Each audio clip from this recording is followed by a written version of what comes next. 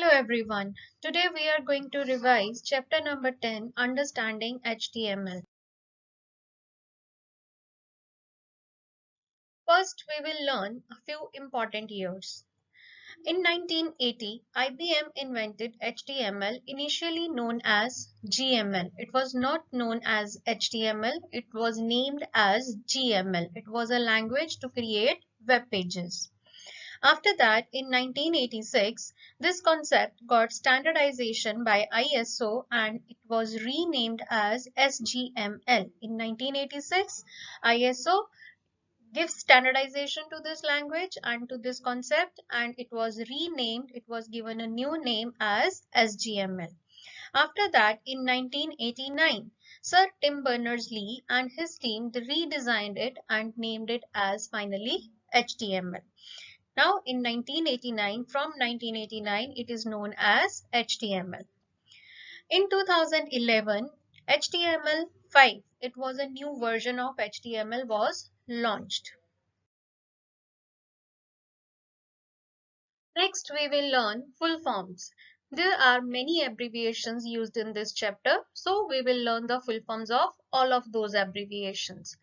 First, HTML. You know the full form of this, Hypertext Markup Language. Second, www. It's very easy. You had already learned its full form. World Wide Web. It is also known as W3.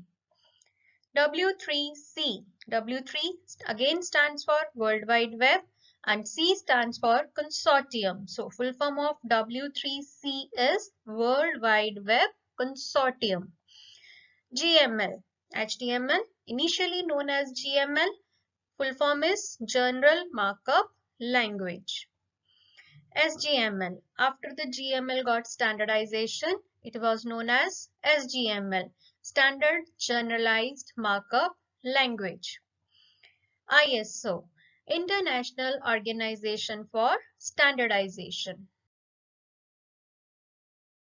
So, who is known as the founder of WWW, World Wide Web? Sir Tim Berners-Lee. He is known as the founder of WWW. Next, important terms. Important terms means important definitions that you will learn. First, tags. What do you mean by tags? A tag is like a command or instruction given to the web browser what to display and how to display. Tags will describe the content that will be displayed on a browser and how that content will be displayed and organized on a web browser. Tags will define all those things. A tag is always enclosed in angle brackets. Elements. A complete tag having an opening and closing tag is known as element, or you can say that a pair of opening and closing tag is known as element. We can use the terms tags and elements interchangeably. Next, container tags. There are two types of tags. One is container tags. Again, container tag means the tags that include both on and off tags. That means opening and closing tag. They are called container tags. Empty tags. Empty tags means, as the name suggests, that will have only the opening tag, on tag. They do not have the off tags or the closing tag. Next, attributes. Attributes means a property. Our attribute is a property that provides additional information about the tag. If we want to set additional information, additional properties of the tags, we will define them as a attribute. Attribute consists of two parts. One, a name. Second, a value. A name equals to value. Hyperlinks. What do you mean by hyperlinks? We all use the hyperlinks in our daily life on the web pages. Hyperlinks means any highlighted text or image that connects one page to another on a web. Where you find a hand symbol, your pointer changes to a hand symbol when you move it on a hyperlink. So that means it will indicate that when we click on this, it will open another web page. What is the extension which is used for the HTML document? .html. Structural tags or elements. Structural tags or elements means the tags which are compulsory for creating a web page. These tags are used in every web page, in the structure of every web page. Other tags are optional. You can use them as the need requires. But these four structural tags are compulsory. 1. HTML to begin the web page. Head tag to define the header, title, and then body. These four are the structural tags or structural elements. Now let's see what is the use of these tags. 1. HTML.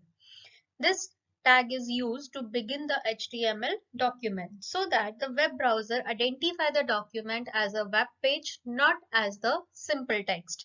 If we simply type the text on a notepad and we do not start it with HTML, web browser will take it as a simple text document. It will not apply the tags, effects of the various tags in the web browser. So HTML tag is used to begin the HTML document so that web browser can recognize it as a web page. Head contains the header information that is important for web page, but this information is not visible in the browser. You want to specify some another additional information about the web browser, but you do not want to display it on the browser. You can give all of that information in head tag. Title. Title tag always used within the head tag and it contains the title of web page, and that title will be displayed on the title bar of the web browser. Body. This is very important tag because it will contain the whole content of the web page, whether it is a text, image, audio, video, tables, graphs, whatever you want to display on a web page, that whole content will be written or will be coded in body tag. Next, we will revise the uses of various container tags. The first, heading tag, HN. N signifies the level of heading. This tag is used to display the text in different heading levels. There are 6 levels of heading from H1 to H6, and in place of N you will write the level of heading, whether it is 1, 2, 5, 6, 3, whatever level you want to give to the text, that heading level is described in place of N. Align is the attribute of heading tag to define the alignment of the tag, where you want to display the text, whether it is on the right side or left side or center. 3 values can be given to the align: left, right, and center. Paragraph tag, that is P tag. P tag also specify or organize the text or manage the text in different paragraphs. It also has only one attribute, align, and this attribute can have left, right, center, and justify. 4 values can be given. Center. Center tag, very simple. As the name suggests, it is used to align the text or image in the center of web page. Next, bold tag, B tag, to display the text darker than the rest of the text, to highlight the text, to emphasize some text. Heading, italic. Italic means to italicize the text or to display some text in a slanting form. Underline, to put a line under the text, to highlight some words or to put some emphasis on the words, you can underline them. All of these tags are container tags. That means they will have the opening tag, then the text that you want to make bold, italic, or underline, and then the closing tag. Font tag. It's a very interesting tag because we use it very frequently to make some formatting of the text. That is to change the font color, size, or font of the text. That means the typeface of the text, what handwriting it should have. So three attributes are there: face, color, size. Three attributes are used with the font tag to format the text.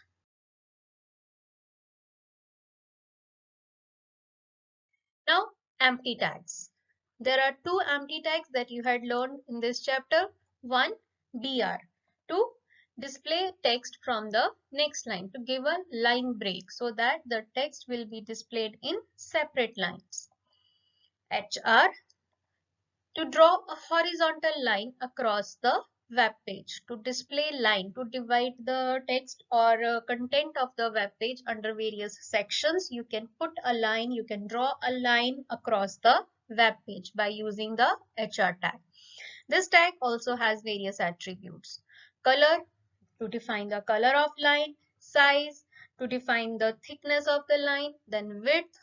Width means how much area it should cover on the web page; align, give alignment to the line; then no shade. All of these five attributes are used with the HR tag. Revise all of these concepts very thoroughly and properly, and don't forget to read the chapter also. Thank you.